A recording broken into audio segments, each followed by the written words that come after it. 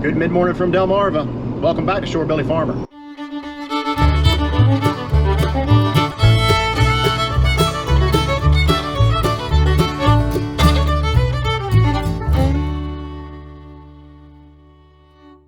So we've spent the morning in the office. We are changing insurances on the farm. So with that goes all the paperwork, and we've changed everything over: the home insurance, the barn insurance, the equipment insurance, the farm liability insurance.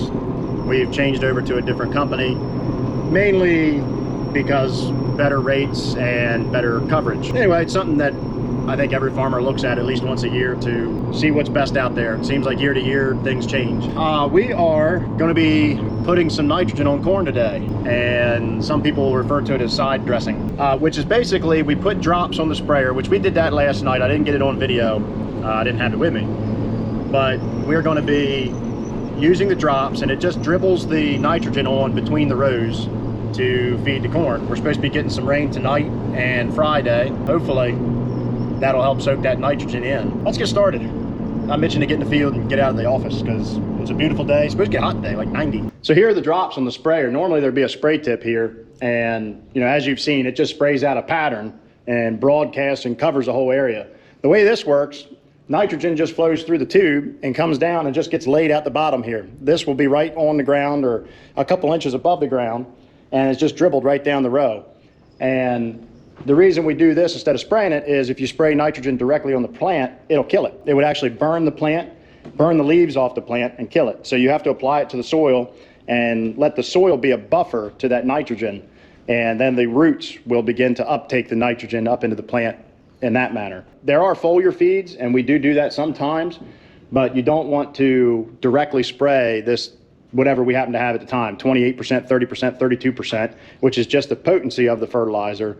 You don't want to put that directly on the plant. The only thing that you wouldn't normally apply that fertilizer directly to would be wheat, and you don't spray it on, you stream it on, and it almost like little shower heads. It just kind of leaves these streams right down the row, and it gets on the wheat. But wheat is resilient enough at its young stage that it doesn't really affect it too much. It feeds it, but it doesn't burn it too bad. Speaking of wheat, I got, from spraying wheat, I've got some dirt in here, some wheat seed, or wheat hulls, I don't know what you call them, wheat hulls, wheat chaff, pollen, I don't know. We got something in there, but.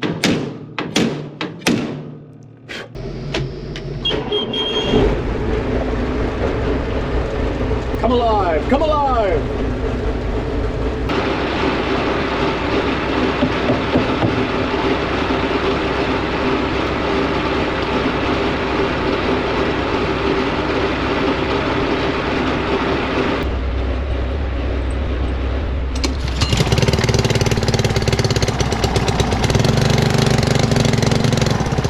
Well, now that we're all filled up, get ready to go put some nitrogen on the corn.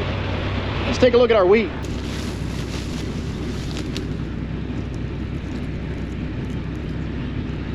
And there they are. There's a little wheat kernel. Now again, I'm not a wheat expert. Well, I'm not an expert on anything, but especially wheat. This is our first year doing it in a long, long time. But I'd say all in all, with the year that it had, it's looking pretty good.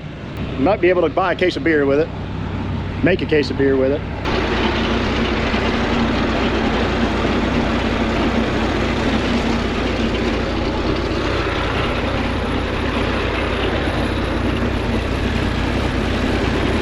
We take these off, at least I do, because I don't like going down the road and these hitting the logs and the tires and banging. I'm just always afraid it's going to rip something off or tear them up, so I just take them off, just as a safety precaution. All right, let's get going.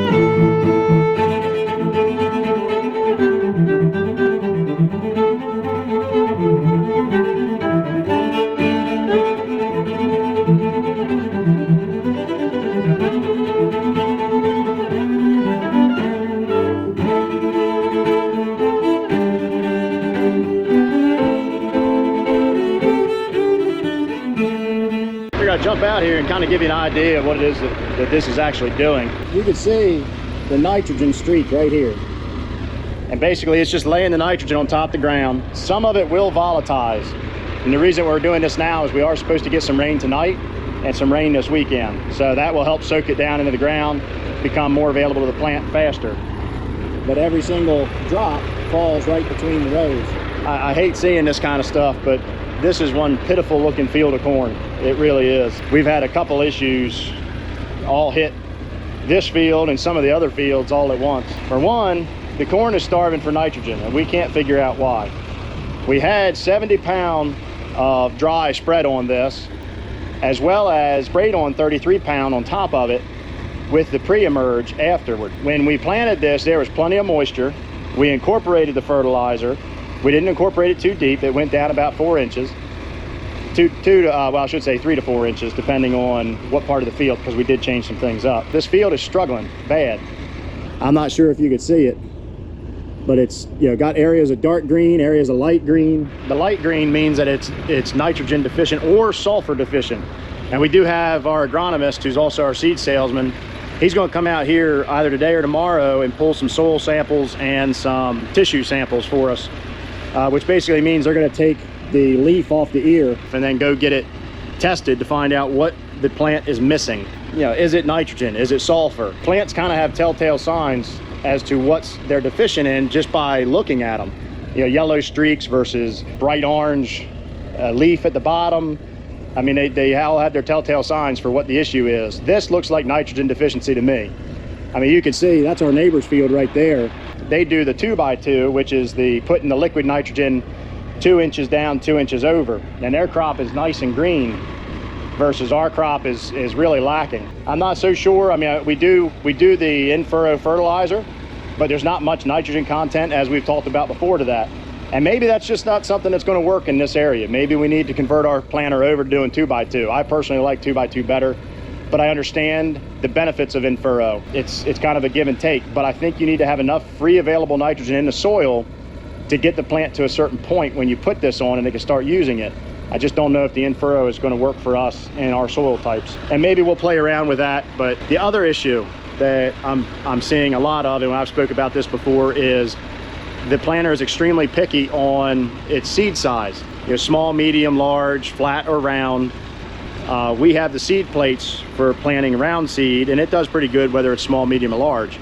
But I can tell you now, the flats have really screwed this field up big time. I mean, I should have singulation. Like last year, we planted rounds, and I had 99% singulation, meaning everywhere I wanted to plant, there was one, 99% of the time. So out of 100 plants, I had a plant exactly where I needed it 100 times, or 99 times out of 100. This field, I feel like the singulation is probably somewhere in the 80s. I mean, you can see we've got plant missing, plant missing, plant missing, plant missing, plant missing, plant missing, double plants, double plants, double plants. It's really frustrating to put in the work that we do and to have stuff like this happen. That's why we had ordered those medium rounds, but there were none available. I guess you can only plant what you got, but it's a mess. It really is. This is probably the worst looking corn crop in my going on 10 years now that we've ever had. It really is pitiful looking. But that's what we're out here doing now. We're trying to bring it back to life and get it going. I don't want to sound like a Debbie Downer. There is a plus side to it, in that the 1197 that we planted, there's a flex ear, and it has the ability to change its ear size based on available nutrients and space to grow. So I'm hoping that the plants next to the areas that are skips, you know, like here, so you got, you know, big area with nothing planted. Hopefully this plant and this plant will make up the difference, you know, with a bigger ear. But there's only so much they're going to do, but it will help some. And I can tell you another thing I'm seeing a lot about here is deer damage. That's what this is. The deer have eaten the leaves off. And you can see here they've chomped the leaves off a lot of this. So we got to do something with the deer out here too. It's a shame. It's part of farming, but like this stuff here, 3 plants in a row, I don't know, maybe we're going with that white planter was a mistake. Yeah, if we can't get the seed we need, or it's that picky with seed, maybe I need to go back to a finger pickup unit start looking at a Kinsey planter or a John Deere or something. I can tell you, I'm not happy with what I'm seeing out here. I knew it was bad when we planted it, you know, based on what the monitor was telling us. I just didn't know it was this bad. And I'm gonna do some stand counts too. We were shooting for in this field to have 28,000 seeds per acre. But looking at what we have here, I'm gonna guess that we are somewhere around 26,000 based on the amount of skips I'm seeing. And when you figure the doubles aren't gonna produce an ear like they should, a big ear, that even further hurts us. So, all right, well, I'm gonna get back to it. Corn's not gonna put its own nitrogen on. I'll get this done and we'll move on to the other fields and see what I see in those. But so far, it ain't looking good. Time to fill up again.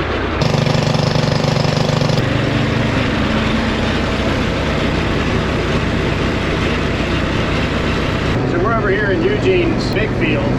This is the 56-acre field. And in terms of the planter doing a decent job, singulation and avoiding skips, this field is a lot better. And I do know Eugene said that after doing that farm over there and playing around with the air settings, he was able to get the singulation in this field to be about 94%, give or take. So, and it showed there's still a few skips here and there and a few doubles, but it is a lot better than the field we were in this morning. So I'm glad to see that it's not everything.